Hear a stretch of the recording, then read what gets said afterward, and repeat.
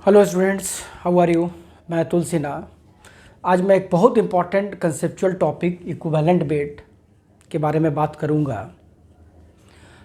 ये क्या है और ये मॉलिक्यूलर वेट से डिफरेंट कैसे है, ये सभी चीज़ आज आपको इस लेक्चर में समझ में आने लगेगा।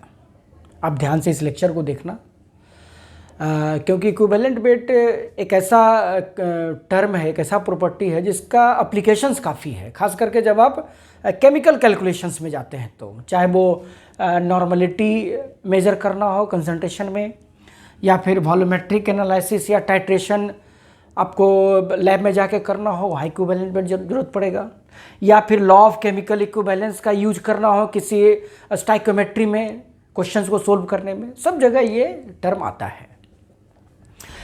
अब इक्विवेलेंट वेट या इक्विवेलेंट मास क्या है वो समझते हैं। एक्चुअली यह एक ऐसा प्रॉपर्टी है किसी सब्सटेंस का जो तभी हम लोग मेजर करते हैं या तभी विजुलाइज करते हैं जब वह किसी केमिकल कम्बिनेशन में या किसी केमिकल रिएक्शन में पार्टिसिपेट करता हो। यानी अगर केमिकल रिएक्शन या केमिकल कम्बिनेशन नहीं है तो फिर इस प्रॉपर्टी का कोई ज़रूरत भी नहीं है। यानी इक्विवेलेंट मास एक प्रोपोर्शनल मास है जो किसी सब्सटेंस के केमिकल रिएक्टिविटी से रिलेटेड है। तो इसको जो बेसिक डेफिनेशन है वो यही है कि किसी सब्सटेंस का यह एक प्रोपोर्शनल मास है जब यह केमिकली रिएक्ट करता हो या केमिकल कम्बिनेशन में जाता हो। तो निश्चित रूप से केमिकल कम्बिनेशन में तभी जाएगा, उसी हिसाब से जाएगा जैसा उसका नेचर हो, जैसा उसका बैलेंस ही हो। तो केमिकल रिएक्शन में जाता हो एक रेफरेंस सब्सटेंस के फिक्स्ड मास के साथ। एक रेफरेंस सब्सटेंस हमको सिलेक्ट करना पड़ेगा, उसका फिक्स्ड मास ले लेंगे और तब देखेंगे कि डिफरेंट सिस्टम अपने कितने मास के साथ इसके साथ रिएक्ट करता है। उसी प्रोपोर्शनल मास को हम लोग इक्विवेलेंट मास बोलते हैं। अब देखो यहां पर एक टर्म है केमिकली रिएक्ट, तो निश्चित रूप से यहां पर जो इंपॉर्टेंट टर्म हो जाएगा वो हो जाएगा नेचर ऑफ सब्सटेंस। कोई भी सिस्टम जब रिएक्शन में पार्टिसिपेट करता है तो वो अपने नेचर के हिसाब से करता है। इस नेचर को हम लोग उसका कंबाइनिंग कैपेसिटी बोलते हैं, या इस नेचर को हम लोग उसका वैलेंसी बोलते हैं। जैसे एक छोटा सा एग्जांपल देखो, ऑक्सीजन जब हाइड्रोजन से केमिकली कंबाइन करेगा तो H2O बनाएगा। जब नाइट्रोजन कंबाइन करेगा तो NH3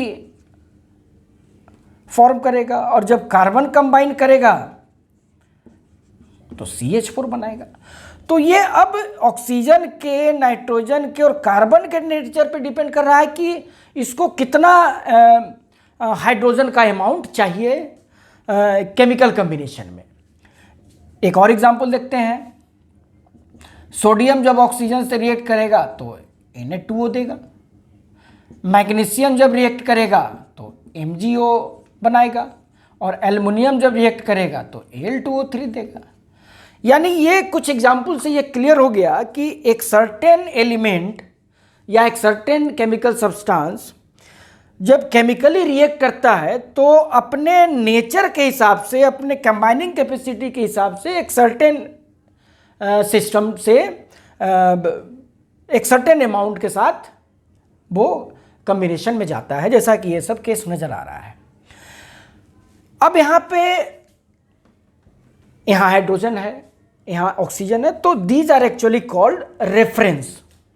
क्योंकि ऑक्सीजन अगर हम फिक्स कर दिए तो इसका नेचर हमको समझ में आने लगेगा, अपने नेचर के हिसाब से उस ऑक्सीजन से रिएक्ट करेगा।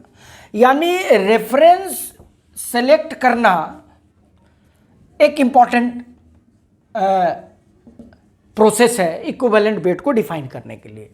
तो रेफरेंस हम लोग जनरली ऑक्सीजन को लेते हैं क्योंकि ऑक्सीजन मैक्सिमम एलिमेंट के साथ कंबाइन करता है, हाइड्रोजन लेते हैं और क्लोरीन लेते हैं। अब आप कहेंगे कि सर ऑक्सीजन हाइड्रोजन क्लोरीन अगर नहीं है तब फिर कैसे बात करेंगे? कोई दिक्कत नहीं है, एक छोटा सा एग्जाम्पल से समझो। हम लोग जानते हैं कि ऑक्सीडेशन का मतलब एडिशन ऑफ ऑक्सीजन होता है, जो बहुत पुराना थ्योरी है, बहुत पुराना डेफिनेशन है, ट्रेडिशनल डेफिनेशन है। लेकिन सभी जगह ऑक्सीजन ऐड हो ऐसा तो कोई जरूरी नहीं है ऑक्सीडेशन में हो। तब हम लोग क्या करते हैं, उस डेफिनेशन को केमिस्ट्री के कंसेप्ट को लगा के उसको एक्सटेंड करते हैं और जनरलाइज करते हैं। तो फाइनली हमारे पास रिजल्ट क्या आ जाता है कि ऑक्सीडेशन का मतलब लॉस ऑफ इलेक्ट्रॉन, यानी अब हमको वो एडिशन ऑफ ऑक्सीजन का कोई मतलब नहीं रहा। जब लॉस ऑफ इलेक्ट्रॉन का यूज करते हैं तो किसी भी ऑक्सीडेशन के प्रोसेस को, कंसेप्ट को समझ सकते हैं। Same thing is here. Equivalent weight को डिफाइन करने के लिए पहले मैंने एक स्टैंडर्ड ट्रेडिशनल डेफिनेशन को लिया है, ऑक्सीजन हाइड्रोजन क्लोरीन, ये रेफरेंस हो गया। इसको फिर आगे हम लोग जनरलाइज कर देंगे, उसके बाद इसका जरूरत नहीं पड़ेगा, आसानी से कहीं भी यूज कर सकते हैं। अब इसका फिक्स्ड मास लेना है, तो इसका फिक्स्ड मास, इसका 8 ग्राम लेते हैं, इसका 1 ग्राम लेते हैं, इसका 35.5 ग्राम लेते हैं। ध्यान देना, ये जो मास है ये कोई आर्बिट्रेरी नहीं है कि अपने मन से कोई सिलेक्ट कर लिए। ये ऑक्सीजन के नेचर पे डिपेंड करता है कि जब ये कंबाइंड करेगा तो अपना ये कितना मास यूटिलाइज करेगा। इसी चीज को हम लोग फिक्स्ड मास में कन्वर्ट कर दिए। ठीक है, तो ये तुम्हारा हो गया इक्विवेलेंट वेट को कैसे हम लोग किसी केमिकल कॉम्बिनेशन में ही समझेंगे। अब आगे बढ़ते हैं।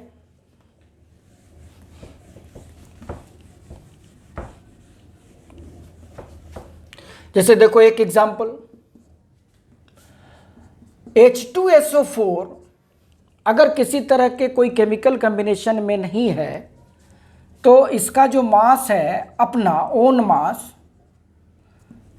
अपना जो ओन मास है, ये इसका फॉर्मूला मास है या मॉलिक्यूलर मास है जो 98 है। लेकिन जब ये केमिकल कॉम्बिनेशन में जाएगा, केमिकल कॉम्बिनेशन में जाएगा तो अब अपना ये नेचर शो करेगा। तो ये एसिड है तो इसका नेचर क्या है, H+ रिलीज करना। H2SO4 स्ट्रॉन्ग एसिड है जो 2H+ रिलीज करता है। तो जब इस केमिकल कॉम्बिनेशन को या इस केमिकल नेचर को जब हम उसके इस फॉर्मूला मास के प्रोपोर्शन में रिप्रेजेंट करेंगे, कोरिलेट करेंगे, तो देखेंगे ये 49 हो जाएगा। ये एक्चुअली 98/2 हो जाता है। ये कैसे 2 आया ये अभी हम लोग समझ लेंगे। तो जब when H2SO4 undergoes a chemical combination, its proportional mass that participated is 49. This is equivalent mass या equivalent weight. Now molecular mass is fixed 98. इसको कोई मतलब नहीं है केमिकल रिएक्शन में जा रहा है या नहीं जा रहा है, लेकिन ये मास ये केमिकल रिएक्शन पे डिपेंड करता है। ठीक है, तो अब हम लोग क्या करते हैं, एक बहुत ही इंटरेस्टिंग एनालॉजी लेते हैं और तब देखते हैं कि आखिर इक्विवेलेंट वेट का कंसेप्ट उस सिंपल से एनालॉजी से हम लोग समझ रहे हैं कि नहीं। ठीक है, चलिए उसको देखते हैं। अब हम लोग इक्विवेलेंट वेट के कंसेप्ट को बहुत सिंपल से एनालॉजी से समझते हैं। अब ध्यान से इस चीज़ को देखना, इसके बाद आपको कभी इक्विवेलेंट वेट से रिलेटेड दिक्कत नहीं होगी। हमारे पास 3 डिफरेंट वेसल है, A, B, C। तीनों का फुल कैपेसिटी का जो नेचर है वो अलग अलग है। ये 1 लीटर का वेसल है, ये 2 लीटर का, ये 3 लीटर। अब हम लोग क्या करते हैं, एक सर्टेन अमाउंट ऑफ वाटर तीनों में यूटिलाइज करते हैं, तीनों में यूज करके देखते हैं कि वो अपने कैपेसिटी का कितना यूटिलाइजेशन डिफरेंट वेसल करता है। तो मान लेते हैं कि 1 लीटर वाटर हर एक केस में हम लोग यूज किए और तब देखते हैं कि ये वेसल कितना फिल्ड होता है। तो पहला केस में देखते हैं चूंकि कैपेसिटी 1 लीटर है और वाटर भी 1 लीटर लिए हैं तो ये कंप्लीटली फुल हो जाएगा। केस नंबर बी में देखते हैं कि कैपेसिटी 2 लीटर है लेकिन हम लोग लिए 1 लीटर तो हाफ फुल, और सी केस में देखते हैं कैपेसिटी 3 लीटर है लेकिन हम लोगों ने यूज किया 1 लीटर, तो इसलिए 1/3 फुल होगा। यानी सेकेंड वाला केस जो है, जो लिखा हुआ इक्विवेलेंट कैपेसिटी, ये बताता है कि ये तीनों वेसल जो है एक फिक्स्ड अमाउंट ऑफ वाटर के हिसाब से कितना इक्विवेलेंटली अपने कैपेसिटी का यूज किया है। तो इस केस में फुल कैपेसिटी 1 लीटर है और यूज भी 1 लीटर है, तो इसका मतलब 1 लीटर बाई 1 एक फैक्टर आ रहा है 1, जिसको हम लोगों ने यहाँ लिखा है। सेकेंड केस में, बी वाले केस में फुल कैपेसिटी 2 लेकिन यूटिलाइज किया है कितना, हाफ, यानी 1 लीटर। तो ऐसा कब होगा, जब फुल कैपेसिटी बाई 2 कर देंगे तब भी 1 आएगा, यानी फुल कैपेसिटी बाई 2। तो यहाँ पर एक फैक्टर नज़र आ रहा है 2। उसी तरह से केस 3 में, सी में फुल कैपेसिटी 3 बाई 3 कर देंगे तो ये फिर से 1 लीटर हो जाएगा जो हम लोग यूज किए हैं, यानी यहाँ पर एक फैक्टर 3 आ रहा है। तो ये इक्विवेलेंट कैपेसिटी जो है डिफरेंट वेसल का, ये डिपेंड कर रहा है इस तीनों का कैपेसिटी क्या क्या है, ये तीनों का नेचर क्या है। यहाँ एक बहुत इंपॉर्टेंट चीज़ समझ में आ गया कि ये जो इक्विवेलेंट कैपेसिटी है एक सर्टेन फैक्टर से रिलेटेड है। इस केस में ये फैक्टर जो है 1 है जब हम कंपेयर करते हैं फुल कैपेसिटी से। बी वाले केस में ये फैक्टर 2 है जब इसके फुल कैपेसिटी से कंपेयर करते हैं, और सी वाले में कैपेसिटी 3 है जब हम लोग सी के कैपेसिटी फुल कैपेसिटी से कंपेयर करते हैं। इसी के हिसाब से फिलअप हो रहा है, यानी this factor is in case of A it is 1, in case of B it is 2, in case of see it is 3। ये समझ में आ रहा बात।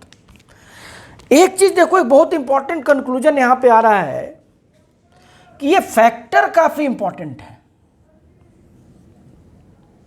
कैसे इंपॉर्टेंट है, देखो सपोज इक्विवेलेंट कैपेसिटी को आप फुल कैपेसिटी में बदलना चाहते हैं तो इसी फैक्टर से आपको मल्टीप्लाई करना होगा,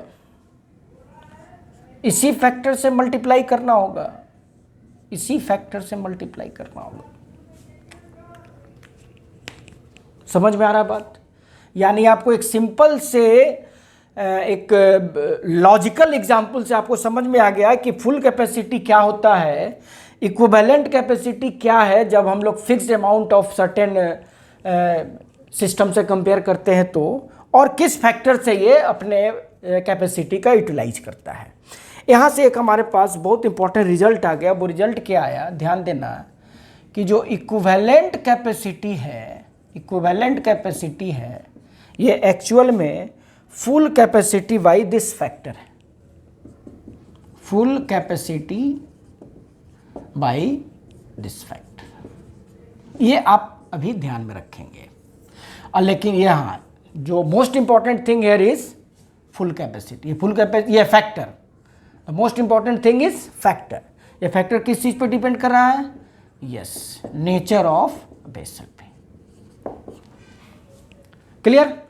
अब हम लोग इस पूरे कंसेप्ट को एक्सटेंड करेंगे केमिकल सिस्टम के केस में और चेक करेंगे कि जब कोई एलिमेंट कंबाइन करेगा एक सर्टेन फिक्स्ड अमाउंट ऑफ किसी दूसरे एटम से, तो उसका किस प्रोपोर्शन में मास यूटिलाइज होगा। ठीक है, यहाँ पर फुल कैपेसिटी वॉल्यूम के टर्म में है और एलिमेंट के केस में फुल कैपेसिटी या यूटिलाइज कैपेसिटी मास के टर्म में होगा। ठीक है, चलिए देखते हैं वो क्या है। Now let's extend the analogy we have just studied for a chemical system. हमारे पास 3 डिफरेंट एलिमेंट है, सोडियम, मैग्नीशियम, एल्युमिनियम। इसका जो फुल कैपेसिटी है या एटॉमिक वेट जो है, जो कि फिक्स्ड है, फुल कैपेसिटी फिक्स्ड है, यानी एटॉमिक वेट 23, 24, 27। अब हम लोग इसका इक्विवेलेंट कैपेसिटी या इक्विवेलेंट मास देखना चाहते हैं। इसके लिए हम लोगों ने क्या किया, एक रेफरेंस यानी ऑक्सीजन के साथ इसको हम लोग रिएक्ट कराते हैं। ऑक्सीजन का मास फिक्स रखेंगे, जैसा कि हम लोग एनालॉजी में देखा था, वाटर का वॉल्यूम 1 लीटर फिक्स करके देखे थे। यहाँ पर ऑक्सीजन का 8 ग्राम लेके चलते हैं और देखते हैं कि क्या होता है। O2 के साथ रिएक्ट करके NO2 दिया, O2 के साथ MgO और O2 के साथ Al2।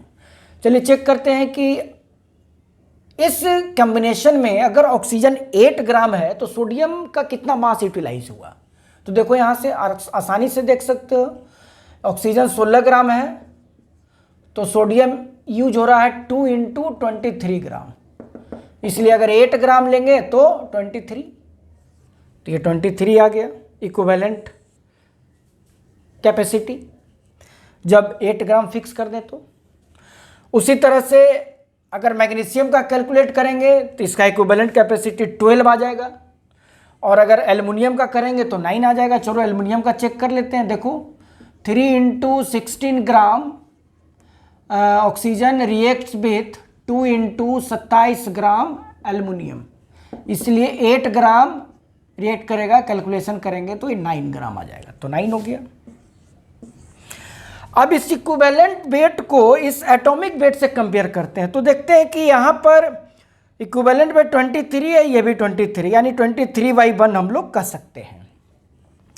यहाँ इक्विवेलेंट कैपेसिटी है 12, यहाँ पर 24, तो इसको 24/2 कहेंगे और इसको 27/3 करेंगे, यानी full capacity atomic weight by 3 तो 9 आ जाएगा। अब हमको ये समझ में आ गया कि ये जो टर्म है 1, 2 और 3, यही वह फैक्टर है जो इस डिफरेंट एलिमेंट के नेचर से रिलेटेड है। यानी यहां फैक्टर हो गया 1, यहां फैक्टर हो गया 2, यहां फैक्टर हो गया 3। और अगर हम लोग इस इक्विवेलेंट वेट को एटॉमिक वेट में कन्वर्ट करना चाहते हैं तो इसी फैक्टर से मल्टीप्लाई करके आगे बढ़ जाएंगे, या इसी फैक्टर से मल्टीप्लाई करके निकाल सकते हैं। यानी अगेन जो अभी हम लोगों ने एनालॉजी देखा था उसी से मिलता जुलता पूरा कहानी है। वहाँ पर हम लोगों ने क्या देखा कि इक्विवेलेंट कैपेसिटी जो है full capacity by a certain factor. यहाँ पर इक्विवेलेंट कैपेसिटी क्या हो जाएगा, यहाँ पर हो जाएगा इक्विवेलेंट वेट। फुल कैपेसिटी क्या हो जाएगा, तो एटॉमिक वेट, या अगर कंपाउंड है तो मॉलिक्यूलर वेट। और यही फैक्टर जो है ये नेचर है, और ये वास्तव में क्या है, सोडियम का कंबाइनिंग कैपेसिटी, मैग्नीशियम का कंबाइनिंग कैपेसिटी, या एल्युमिनियम का कंबाइनिंग कैपेसिटी। और इसी को हम लोग बोलते हैं वैलेंसी फैक्टर, या it is also called N factor, N factor in order to calculate the normality. Clear हो गया? यानी अब उम्मीद है कि आपको किसी तरह का कोई प्रॉब्लम नहीं होगा। देन हमारे पास जो डिस्कशन से, इक्विवेलेंट वेट के डिस्कशन से जो हमारे पास इंपॉर्टेंट जो रिजल्ट आ गया वो आ गया कुछ इस तरह का कि इक्विवेलेंट वेट ये है formula weight by valency factor. Valency factor का शॉर्ट फॉर्म हम लोग लिखेंगे वैलेंसी VF, और VF किस चीज पे डिपेंड कर रहा है, नेचर पे। अगर वैलेंसी फैक्टर मेजर करने हम लोग को आ जाता है तो फिर इक्विवेलेंट वेट में कोई दिक्कत नहीं है, पहला पॉइंट।